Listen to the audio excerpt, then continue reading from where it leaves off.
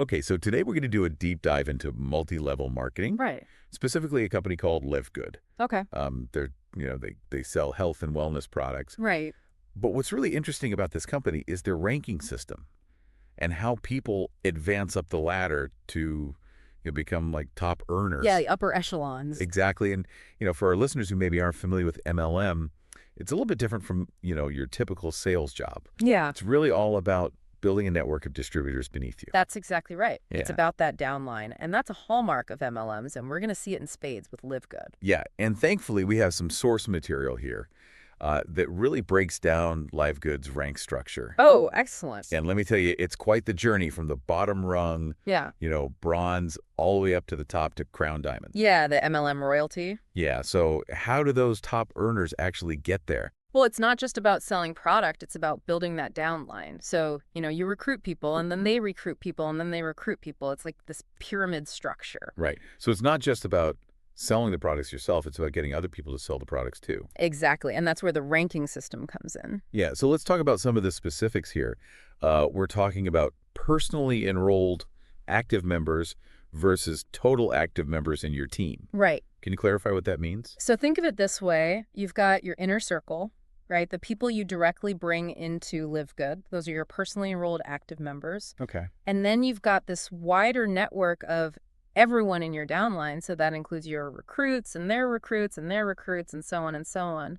So the total team. That's your total team count. Exactly. So you need both. You need a strong inner circle and a huge, sprawling network to really climb the ranks in LiveGood. You got it. Okay, so looking at these lower ranks, like bronze, silver, and gold, it seems like, with some effort, some recruitment, you can get there. But as we move higher up, it starts to get pretty intense. Oh, yeah. To hit platinum, you need 100 personally enrolled members Yeah. and 500 total. Yeah. That's a lot of people. It really is. That's a lot of pressure to bring people in. It is. And I think it highlights a potential problem with this system. It incentivizes rapid recruitment, maybe even over actual product sales. Right. It's like you need to constantly be growing your network to move up. Exactly. And that could lead to people recruiting folks who aren't really a good fit or who maybe can't really afford it. Yeah, that definitely raises some ethical questions. For sure. Something I found really interesting in this source material is this idea of an enroller tree leg. Oh, yeah. What is that all about? So imagine each person that you recruit is like the trunk of a tree. Okay. And then the people they recruit are like the branches and so on and so on. It keeps branching out. Right, like a family tree. Exactly, like a family tree. Right. And to reach those top ranks, LiveGood requires multiple tree legs. So you need multiple successful branches stemming from you.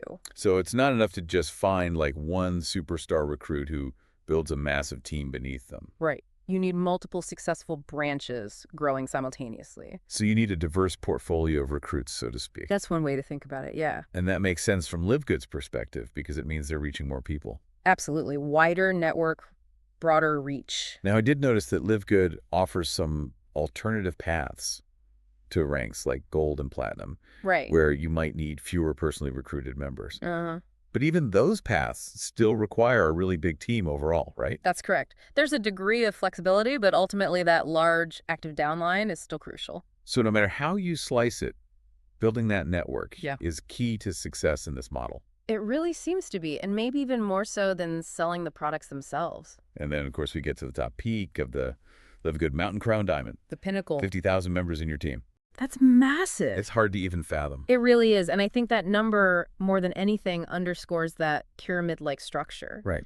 You have this small group of people at the top of the crown diamonds, and they're benefiting from the efforts of thousands upon thousands of people below them. Yeah, and I imagine very, very few people actually reach that level. It's incredibly rare, which again suggests that for the vast majority of people involved, the real focus is on recruitment, not necessarily building a sustainable business based on product sales. So we've seen how LiveGood's rank qualifications work, and it really seems like recruitment is a driving force here. Absolutely. It makes you think, does this structure prioritize selling products or simply expanding the network? It's the question, isn't it? And while selling products is certainly part of the process, that emphasis on constant recruitment, especially in a system like this, can raise some concerns. Yeah, it definitely makes you wonder about the incentives and whether People are being encouraged to focus more on building their downline than on actually moving those products. It's something to think about. Yeah.